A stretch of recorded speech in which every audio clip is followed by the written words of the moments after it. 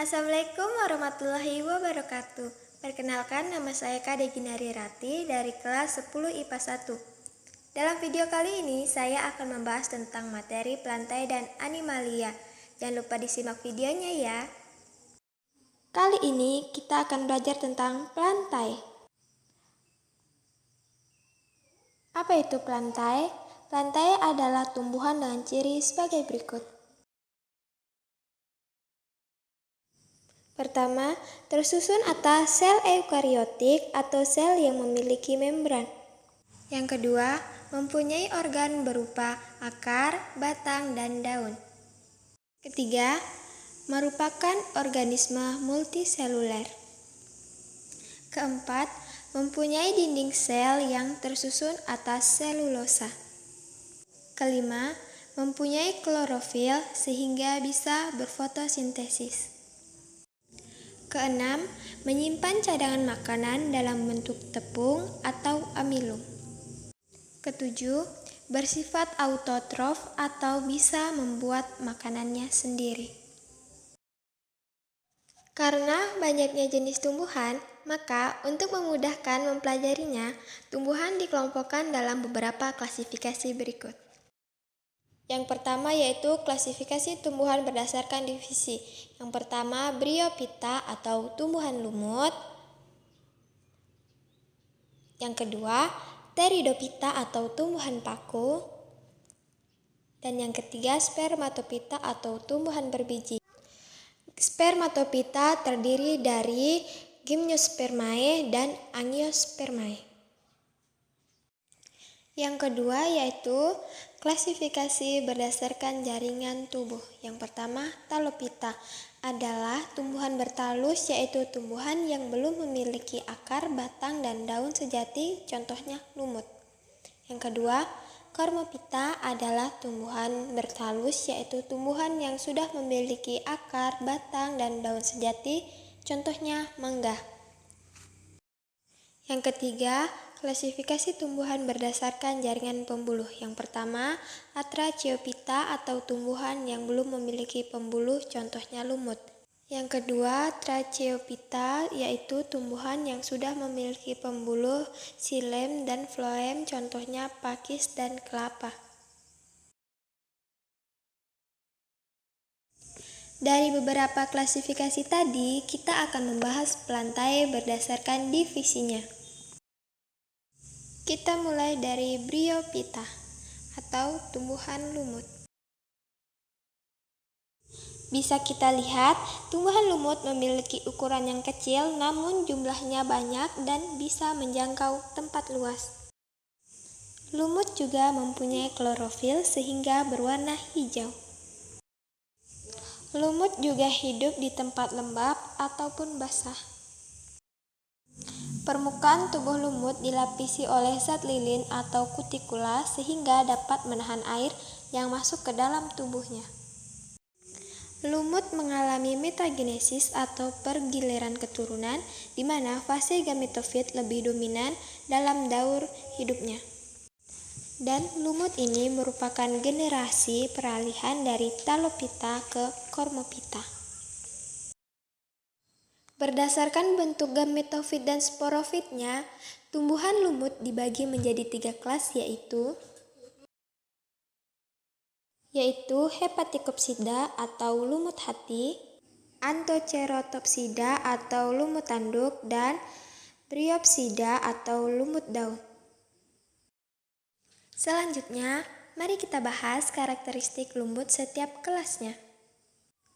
Kelas yang pertama yaitu Hepaticopsida memiliki ciri gametofit berbentuk lembaran seperti hati, talus berwarna hijau, cabangnya menggarpu, pada sisi bawah terdapat selapis sel seperti daun. Sporofit terdapat di dalam gametofit betina sehingga tak terlihat.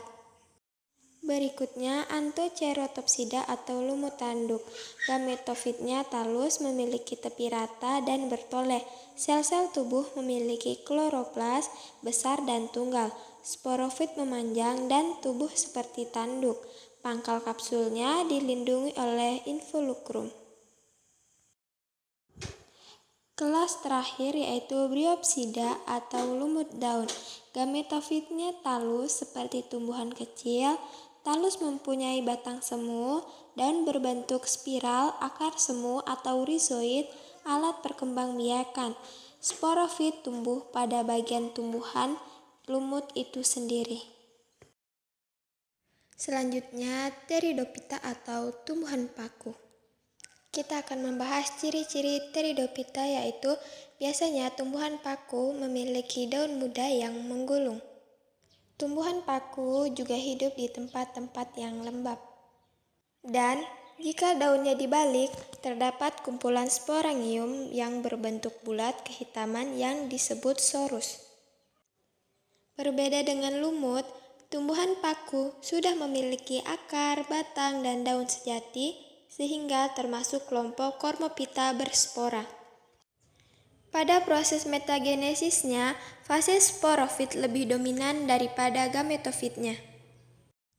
Berikutnya, klasifikasi Pteridophyta.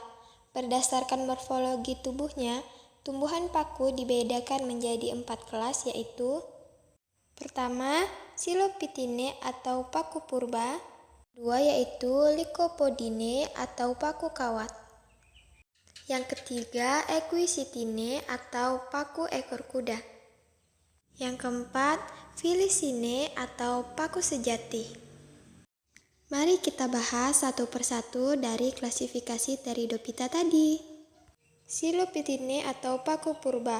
Tumbuhan paku ini paling sederhana, sebagian besar sudah punah, batangnya berruas, bercabang, dan berbuku-buku. Pada batang tumbuh daun kecil berbentuk sisik. Sporangium terletak di ketiak daun atau buku-buku. Selanjutnya, Lycopodinae atau paku kawat memiliki batang yang bercabang dan menggarpu, memiliki daun kecil seperti sisik dan tersebar di batang, tidak bertangkai dan bertulang satu. Beberapa jenis ada yang memiliki lidah-lidah daun atau ligula. Sporangium membentuk strobulus di ujung batang dan cabang. Selanjutnya, Equisitinae atau paku ekor kuda. Umumnya berupa terna dan hidup di tempat lembab. Batang berongga dan cabang berkerang pada buku-buku batang. Daun berbentuk sisik, tumbuh pada buku batang. Sporangium berbentuk strobulus, protalium berwarna hijau dan berkembang di luar spora. Terakhir yaitu Felicinae atau paku sejati. Paku sejati hidup di tempat lembab dan basah. Berdasarkan lingkungannya, dibedakan menjadi paku air, paku tanah, dan paku empirit. Daun sempurna berukuran besar. Duduk daun pada batang membentuk sayap. Daun muda menggulung. Spora berkumpul membentuk sorus terdapat di permukaan daun, ujung daun, dan tepi daun. Terakhir, Spermatophyta atau tumbuhan berbiji. Memiliki ciri yaitu menghasilkan biji sebagai alat perkembangbiakan. Memiliki alat kelamin jelas dan menghasilkan embrio. Tubuhnya berkormus. Cara hidupnya dengan fotoautotrof atau menghasilkan makanannya sendiri dengan bantuan cahaya matahari. Mempunyai berkas pembuluh pada bagian tubuhnya. Dan ada yang hidup di darat, juga ada yang hidup di air. Berdasarkan posisi biji terhadap daun buahnya, Spermatophyta dibedakan menjadi Gymnospermae atau tumbuhan berbiji terbuka dan Angiospermae atau tumbuhan berbiji tertutup. Gymnospermae disebut tumbuhan biji terbuka karena bakal bijinya tidak dilindungi oleh buah dan bijinya berada di permukaan luar daun dan tersusun dalam strobilus. Tumbuhan Gymnospermae dikelompokkan menjadi 4 kelas, yaitu: yang pertama, Cicadinae atau golongan pakis. Yang kedua yaitu Ginkgoinae atau tumbuhan raksasa. Ketiga, Genethinae atau kelompok melinjo. Yang keempat, Coniferinae atau tumbuhan berdaun jarum. Selanjutnya, Angiospermae. Tumbuhan ini disebut biji tertutup karena bakal bijinya tumbuh di dalam daun buah. Selain itu, Angiospermae juga disebut Anthophyta atau tumbuhan berbunga karena tumbuhan ini berkembang biak dengan bunga. Tumbuhan Angiospermae dikelompokkan menjadi 2 kelas, yaitu yang pertama yaitu Monocotyledone atau tumbuhan berbiji tunggal dan Dicotyledone atau tumbuhan berbiji ganda. Selanjutnya kita membahas kingdom Animalia. Selanjutnya kita akan membahas ciri-ciri umum Animalia. Yang pertama, bersifat multiseluler atau memiliki banyak sel. Kedua, yaitu merupakan sel eukariotik. Ketiga, tidak memiliki dinding sel. Keempat, bersifat heterotrof atau tidak bisa menghasilkan makanannya sendiri. Kelima, mampu bergerak secara aktif. Terakhir, sebagian besar bereproduksi secara seksual. Setelah tadi kita membahas ciri-ciri umum Animalia, kita juga akan membahas klasifikasi Animalia. Berdasarkan simetri tubuhnya terbagi menjadi 2, yaitu radial dan bilateral. Terlebih dahulu kita akan membahas radial. Radial, bagian tubuh tersusun melingkar. Jika dipotong, maka akan menghasilkan potongan tubuh dengan bentuk yang sama. Contoh filum yaitu Porphyra, Colenterata, dan Echinodermata.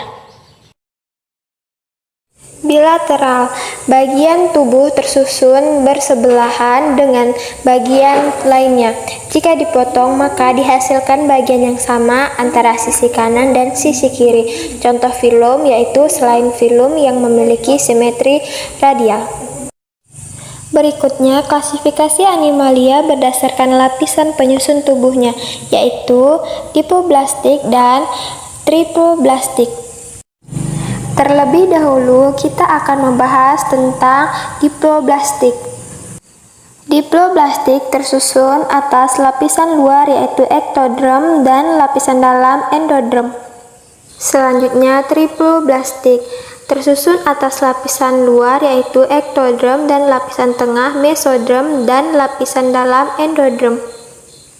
Selanjutnya, kita akan membahas klasifikasi Animalia berdasarkan tulang belakang yaitu invertebrata dan vertebrata. Terlebih dahulu, kita akan membahas tentang invertebrata. Invertebrata adalah hewan yang tidak memiliki tulang belakang. Berikutnya vertebrata. Vertebrata adalah hewan yang mempunyai tulang belakang. Kemudian, vertebrata dibagi menjadi 5 kelas, yaitu yang pertama Pisces atau kemudian vertebrata dibagi menjadi 5 kelas, yaitu yang pertama Pisces, yang kedua amfibi, yang ketiga reptil, yang keempat aves, dan yang terakhir mamalia. Itulah tadi penjelasan saya mengenai kingdom Plantae dan Animalia.